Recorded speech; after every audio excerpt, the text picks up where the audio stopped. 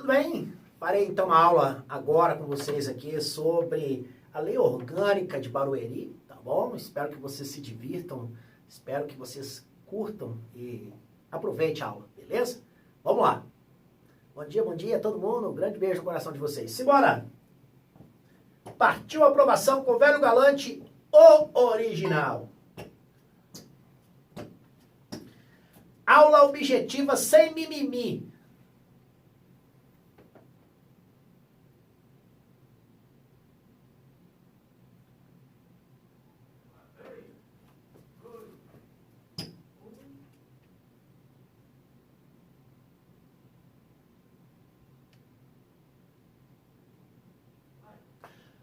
Olá, pessoal. Caralho. Eu apertei, Vai dar PT, PT. Vai dar PT. Vai dar pena total nesse vídeo aí. Começa de novo. Viu aí, gente? Os bastidores, então. E aí, beleza? Professor Raiz. E aí, Fábio? Aqui não tem mimimi, não, Fábio. Aqui é raizão. Simbora. Nosso câmera aqui acabou de errar. Vamos lá.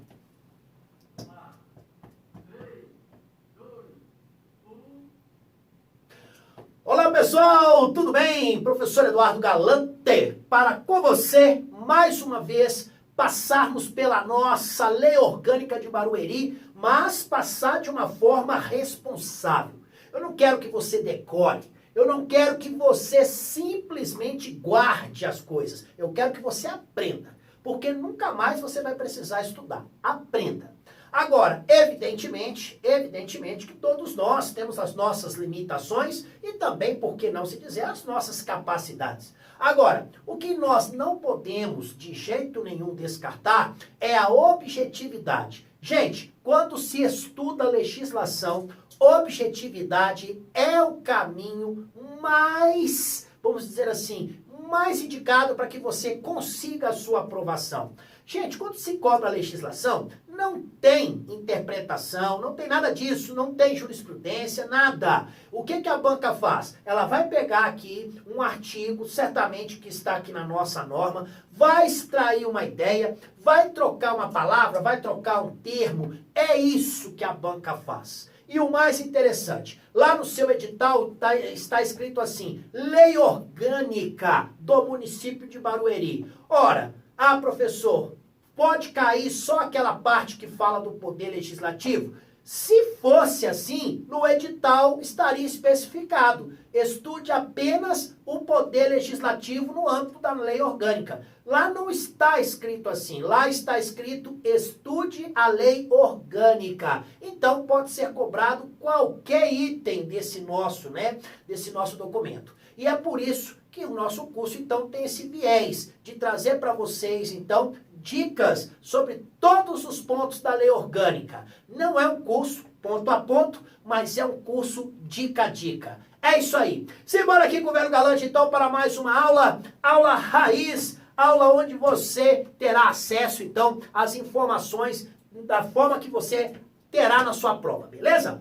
Qual é o objeto do nosso estudo, então? Lei Orgânica de Barueri, São Paulo.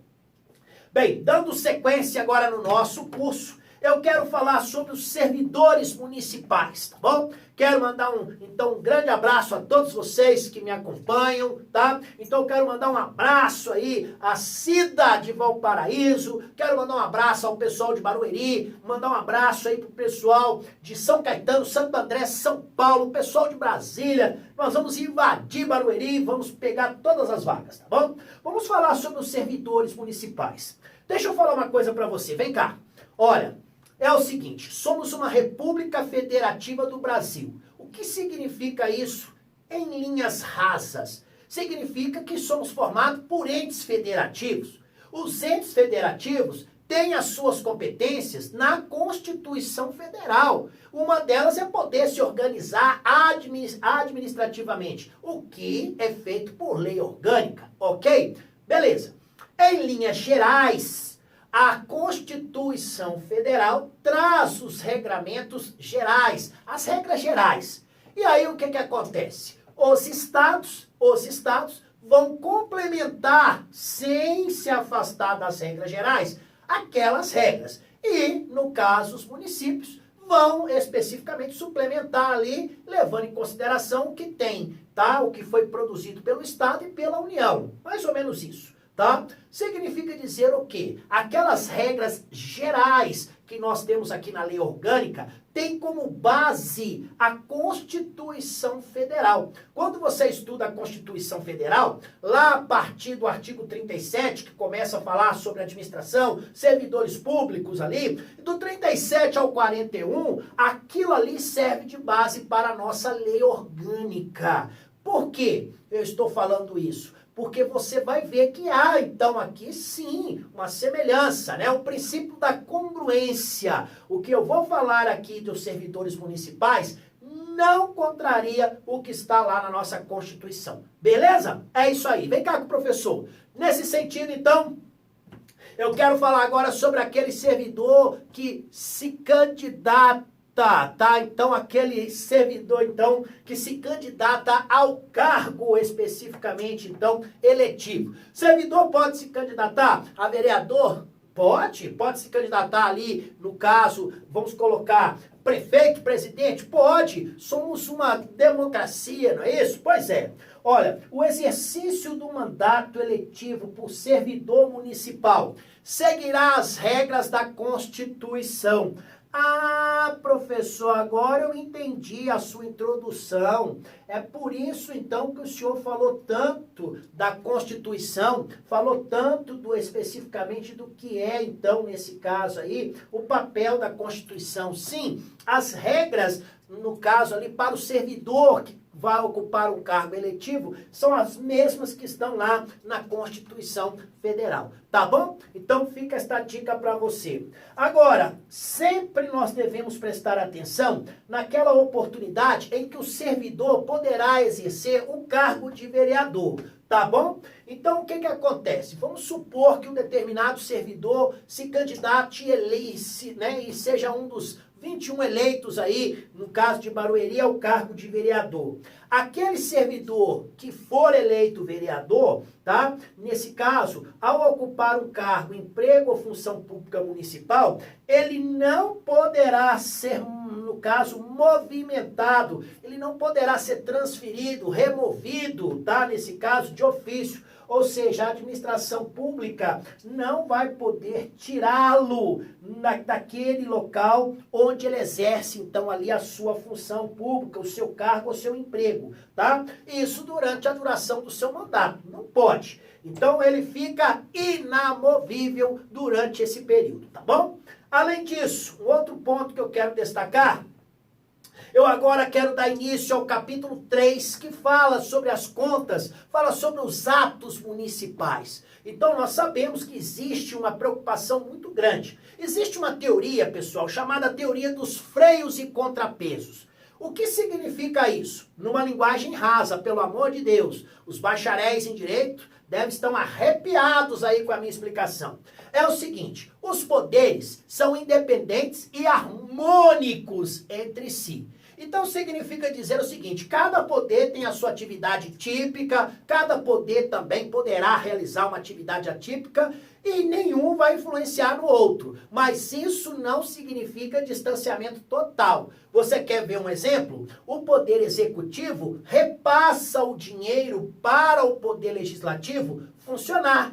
Já o poder legislativo fiscaliza as contas do poder executivo. A isso, nós damos, então, um nome de... Existe na doutrina uma parte chamada doutrina dos freios e contrapesos, né? A teoria dos freios e contrapesos. Então, as contas municipais são fiscalizadas, principalmente pela Câmara Municipal, porque tem um controle interno também, tá? Então, o próprio Poder Executivo, ele faz o controle das suas contas, mas isso não o isenta de levar as contas ali ao Poder Legislativo, o Poder Legislativo com o auxílio do Tribunal de Contas, porque o Tribunal de Contas é o órgão técnico que conhece aquela legislação, para que então possa examiná-la e, evidentemente, remeter lá para o Poder Legislativo, a Câmara Municipal, para que possa ser feito o julgamento, tá bom?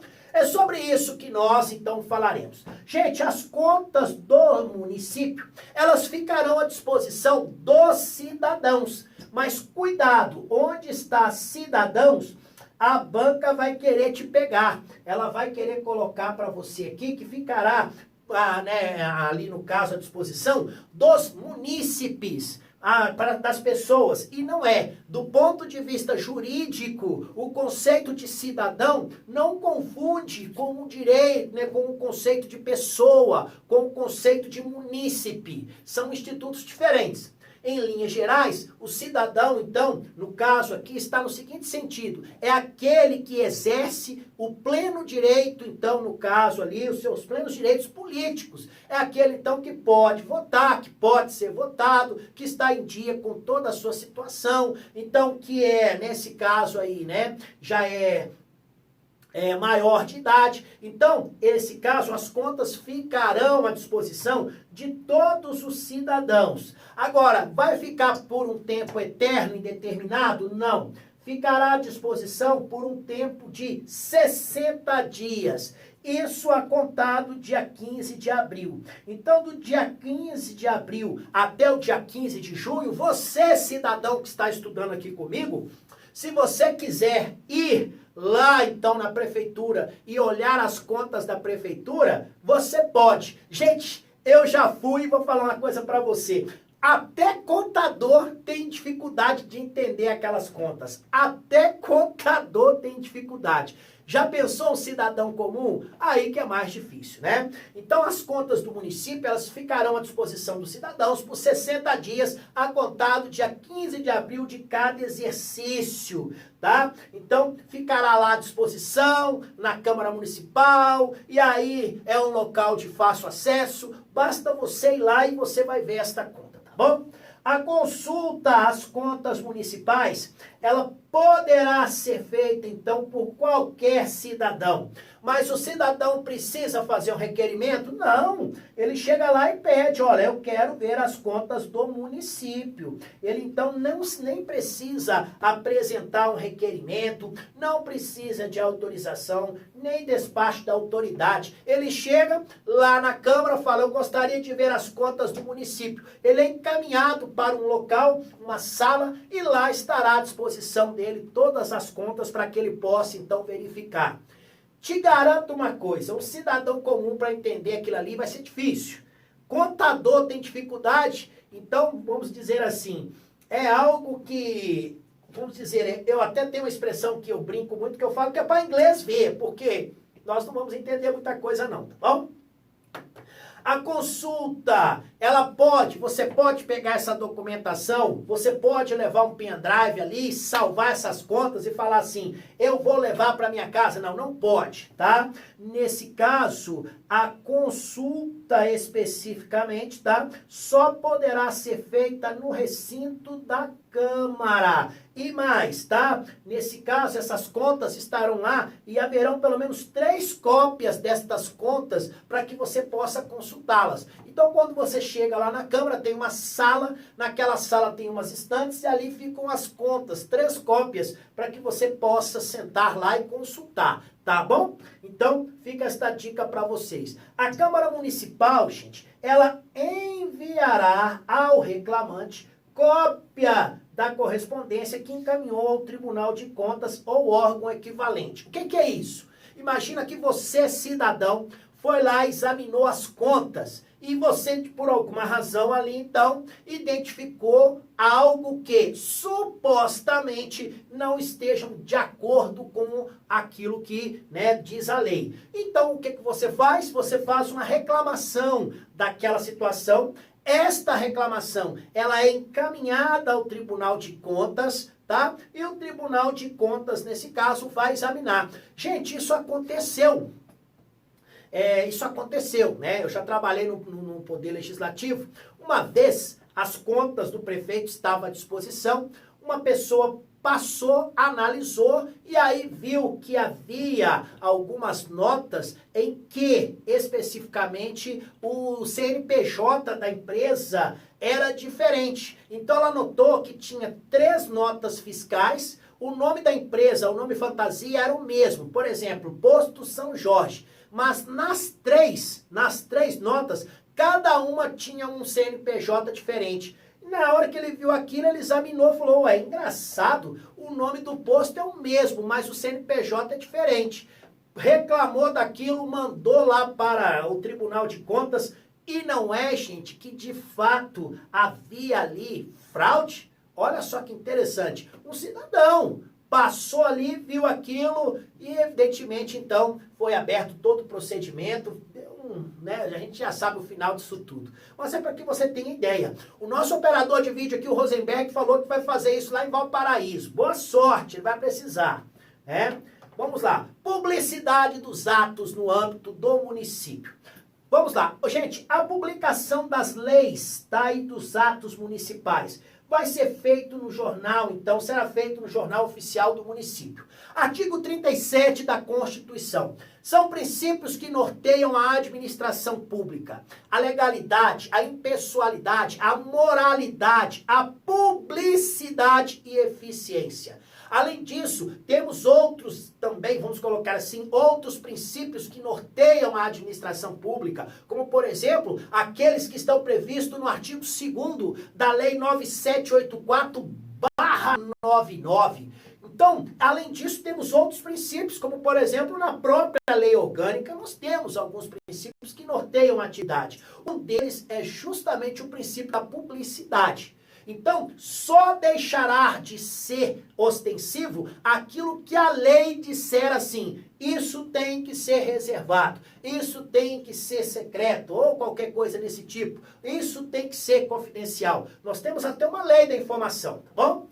Então, lá em Barueri, meu amigo, não tem isso não. Aí, com vocês aí em Barueri, existe o jornal oficial aí do município para fazer estas publicações, ok? A publicação daqueles atos que não são formativos, tá? Que não são normativos. Isso, quando for publicado na imprensa, poderá ser feito de forma resumida. Por quê, gente? Nesse caso, justamente por não conter, né, não ser de conteúdo normativo, isso então faz com que o seu conteúdo ganhe, né, não tenha uma importância tão, não é nem questão de importância, mas não há necessidade de trazer todas as informações de forma ali a ocupar um vasto espaço do jornal. Pode ser resumido, isso se for de caráter não normativo, tá bom? Além disso, os atos, tá? Os atos, no caso, com efeitos externos. Eles apenas e tão somente, eles irão produzir efeitos só depois que for publicado. Então, a prática de um ato que tenha pretensão, tá, de causar um efeito externo, o simples fato de, no caso ali, praticar o ato, isso por si só não garante, não vai gerar o efeito, senão depois da publicação. Beleza? Então, viram aqui que são regras que estão diretamente ligadas ao princípio da publicidade, beleza? Ó, agora eu quero falar sobre certidões. Isso é muito importante e nós sabemos então que as certidões podem ser solicitadas por quaisquer pessoas e evidentemente que existe um regramento aqui que não deixa de ser assim algo que nós devemos ter ali, então, muita atenção. Olha só, a prefeitura e a Câmara são obrigadas, no caso, cuidado aí com esse núcleo verbal, tá? São obrigadas a fornecer a qualquer interessado, lembrando que isso tem um prazo para ser feito, esse prazo será de 15 dias, então, no prazo máximo de 15 dias, eles são obrigados, no caso, a fornecer certidões de atos, certidões de contratos, certidões de decisões, porque a autoridade que não o fizer neste prazo, tá? Ela poderá ser responsabilizada. Ah, professor, e se o servidor se retardar a entrega? Também será responsabilizado, tá? Então, também é obrigação da prefeitura e da Câmara atender também em 15 dias as requisições que o juízo fizer. Então, o juiz pediu A não ser que o juiz fixe outro prazo, mas no silêncio do prazo, se o juiz pedir alguma coisa para a prefeitura ou para, né, no caso, a Câmara de Vereadores, 15 dias para fornecer aquela informação para o Poder Judicial, tá bom? Esta é a dica para vocês. Além disso, a certidão, no caso, relativa ao cargo de prefeito. Nesse caso, essa certidão, quem é a autoridade responsável por fornecê-la? Nesse caso, ela será fornecida pelo secretário de administração. Então, se houver alguma certidão relacionada ao prefeito, esta certidão será elaborada, será confeccionada pelo senhor secretário de administração ou equivalente. Tá bom? Então, fica esta dica para vocês. Além disso, tá? Além disso, vamos falar sobre os pareceres técnicos. Gente, aqui é mais uma obrigação que nós temos em relação à prefeitura. A prefeitura, nos termos da nossa lei orgânica, ela é obrigada, tá, a fornecer a qualquer interessado, e isso deve ser feito no prazo de 30 dias. Cuidado com prazos. Então a prefeitura ela tem a obrigação de fornecer para quem quer que seja, aqui não está especificado que deve ser apenas para cidadão, no prazo de 30 dias, prorrogável por mais 30, então pode ser que tenha uma prorrogação por mais 30, parecer técnico. Então a prefeitura tem a obrigação de oferecer esse, no caso aí, parecer técnico. Mas é parecer técnico sobre que assunto? Sobre todos os assuntos? Não. Parecer técnico sobre projetos de construções, parecer técnico sobre desdobro, sobre desmembramento, sobre certidão em caso de diretrizes. Nesse caso, basta o interessado pedir, são documentos específicos, mas para a nossa prova, saiba apenas que nós temos que ter isso em mente. Estes pareceres, se solicitados forem, devem ser fornecidos, tá bom? Olha, agora vamos falar sobre um novo assunto, pelo menos dar início a ele. Vamos falar sobre a tributação, sobre as finanças, sobre o orçamento municipal. Vamos falar sobre o sistema tributário municipal. Aliás, muito interessante, eu estou escrevendo um artigo sobre o sistema tributário, né, no caso nacional, e os reflexos destas regras no âmbito municipal. É bem interessante, em breve vou publicar aí e vou mandar para vocês, tá? Vou falar inicialmente aqui então sobre os tributos. Normalmente, quando cai esse assunto em prova, o que a banca gosta de saber é quais são os tributos que podem ser instituídos pelo município. Porque nós sabemos, em linhas gerais, que tributo só pode ser instituído mediante lei, ok? Então, compete ao município instituir impostos. Imposto, gente, é apenas uma espécie de tributo. Então, em linhas gerais, nós temos aqui os três que são os principais: impostos, taxas e, no caso, contribuição de melhoria. Vamos falar dos impostos, né, que não exige uma contraprestação nesse sentido. Quais são os impostos que podem ser instituídos no município? Aliás, imposto a gente entende, porque a gente paga tanto que a gente até aprende de tanto pagar, não é isso? Então, nós temos o imposto sobre a propriedade predial e territorial urbana, é o nosso querido IPTU. Gente, que delícia, IPTU é muito bom, não é isso? Nós gostamos de pagar muito. O segundo imposto que pode ser instituído pelo município é o imposto sobre transmissão intervivos a qualquer título, por ato oneroso de bens imóveis, por natureza ou acessão física, e direitos reais sobre os imóveis, exceto aqueles de garantia, bem como cessão de direitos de sua aquisição. Esse aqui é aquele famosíssimo imposto, o ITBI. É outro, então, que eu adoro pagar, muito gostoso. O terceiro imposto é sobre serviços de qualquer natureza, que não estão compreendidos, evidentemente, na competência do Estado ali. Então, esse aqui é o famoso ISSQN, tá? ISSQN. Deixa eu só colocar aqui para você, porque se cair sigla na nossa prova, a gente tem como acertar. Então, é o imposto sobre serviços de qualquer natureza. São estes 3 impostos que poderão ser criados. Lembrando que imposto é uma espécie de tributo, tá bom? Além disso, tá? Lei municipal, cuidado. Onde está a lei municipal? A banca vai querer colocar que é lei federal, que é lei estadual, qualquer coisa nesse sentido. Não, é lei municipal. A lei municipal, ela poderá, então cuidado com o núcleo verbal também. Todas as vezes que você chegar diante de uma prova que tiver núcleos verbais, poderá ou deverá, cuidado, porque deverá e no caso poderá, no direito, tem significados opostos, tá? Um é relativizado, o outro é absoluto. Então, muito cuidado com isso. Dever tem que fazer. Poder é algo que é facultado, tá bom? A lei municipal, ela poderá estabelecer alíquotas progressivas do imposto previsto no inciso 1, ou seja, alíquota progressiva do IPTU, gente, tá? Levando em consideração o tamanho, o luxo e o tempo de ociosidade do imóvel. Para a prova, basta você saber que o IPTU pode ter alíquotas progressivas, tá bom?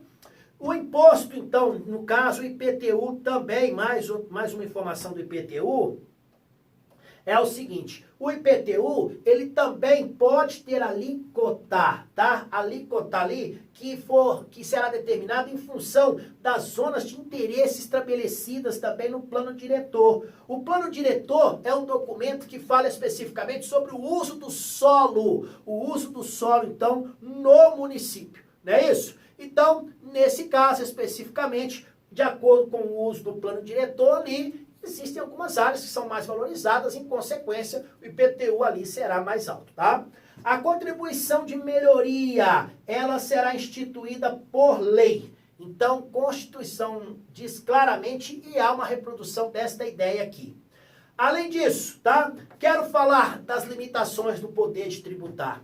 Nós sabemos, lá na Constituição, se você der uma olhadinha, lá nós temos os artigos 150 e seguintes que falam, então, sobre as limitações ao poder de tributar, não é isso?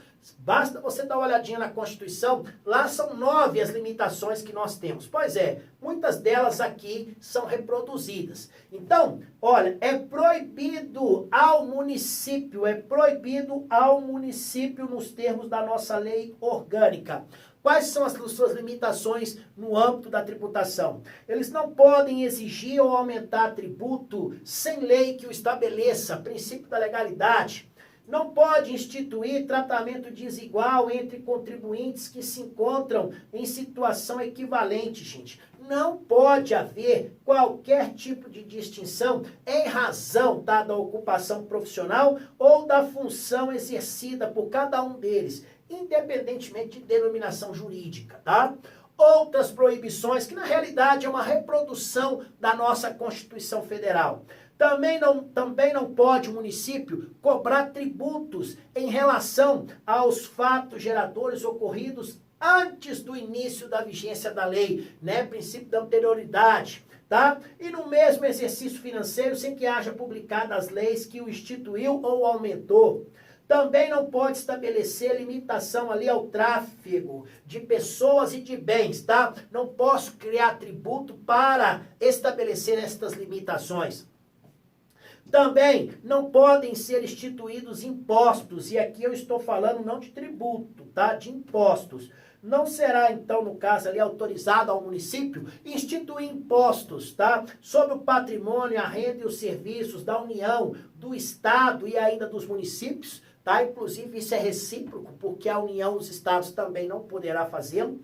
Sobre os templos de qualquer culto, o patrimônio, a renda e os serviços dos partidos políticos, tá? Inclusive também as suas fundações, entidades sindicais, instituições de educação e de assistência social sem fins lucrativos, nada disso.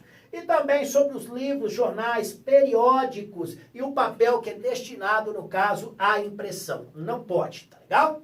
Bem, Além disso, esta proibição que nós acabamos de falar, que diz respeito à instituição de impostos, então, sobre o patrimônio e a renda da União, do Estado e também de qualquer culto aqui, templos, né, patrimônio dos partidos políticos, todas estas aqui que nós acabamos de falar, ela alcança, então esta proibição, ela vai alcançar as autarquias, as fundações que são instituídas e mantidas pelo município, tá bom? Além disso, qualquer tipo de anistia ou remissão, remissão aqui está no sentido de perdão, então qualquer anistia ou perdão que envolva matéria tributária, especificamente ou previdenciária, só poderá ser concedida por lei, e não é qualquer lei, tem que ser por lei específica. Além disso, é proibido ao município, no caso, estabelecer ali diferença tributária entre bens e serviços de qualquer natureza, levando em consideração a sua procedência ou o seu destino. Isso fere o pacto federativo, isso fere o sistema tributário nacional, estadual, municipal, não pode, tá bom? E mais, é proibida ainda nesse caso, por parte do município, é proibida ali no caso a cobrança de taxas nas seguintes situações, então. Vamos aqui identificá-las. Nos termos da nossa lei orgânica, pelo exercício do direito de petição à administração pública em defesa de direitos ou contra ilegalidade ou abuso do poder. Já pensou se você tivesse que pagar, então, uma taxa para, no caso ali, exercer o seu direito de petição? E também para a obtenção de certidões ali em repartições públicas para a defesa de direitos e esclarecimentos ali de interesse pessoal. Não pode haver a cobrança de taxas nesse sentido, tá ok?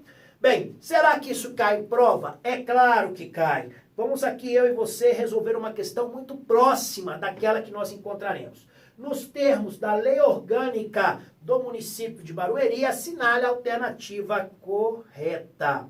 As contas do município ficarão à disposição dos cidadãos durante 90 dias. Não são 90 dias, são 60. A partir do dia 15 de março, não é a partir do dia 15 de março, é a partir do dia 15 de abril, de cada exercício, no horário de funcionamento da Câmara Municipal em local de fácil acesso público.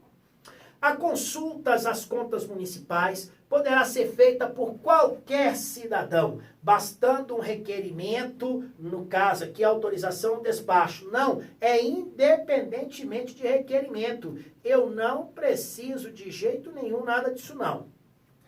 A publicação das leis e atos municipais será feita no Jornal Oficial do Município. Nós já aprendemos que sim, isso é verdade. Publicação, então, em regra, vai ser feita lá. A publicação de atos não normativos pela imprensa não poderá ser resumida. Não. Se for não normativos, pode sim ser resumida. É permitido ao município estabelecer diferença tributária entre bens e serviços de qualquer natureza em razão da sua procedência ou destino. Não, pelo contrário, é proibido. Isso fere o pacto federativo. Então, após minuciosa correção, único gabarito, letra C. E com isso, encerramos então aí esse nosso bloco, esta nossa aula raiz, direta, focada, objetiva como tem que ser, mostrando para você os pontos que podem ser cobrados. Um forte abraço no seu coração, fiquem com Deus e até o nosso próximo encontro. Tchau, tchau. Bem, gente, essa aí foi uma aula então sobre lei orgânica de Barueri. Espero que vocês tenham, então, ali gostado. Eu vi que algumas pessoas aí fizeram menção às minhas aulas para o concurso do Conselho Regional de Medicina aí do estado do Ceará. Olha, profetizo na vida de vocês, sucesso, muito obrigado, como sempre, pela companhia de vocês. Vocês são muito especiais e eu espero certamente, de alguma maneira, contribuir aí com a sua preparação. Um forte abraço, fiquem com Deus. Se vocês gostaram das aulas, eu estarei novamente agora lá no site do GRAM com mais aulas sobre esse tema ao vivo, tá bom? Um beijo no coração de vocês, muito obrigado. Tchau, tchau.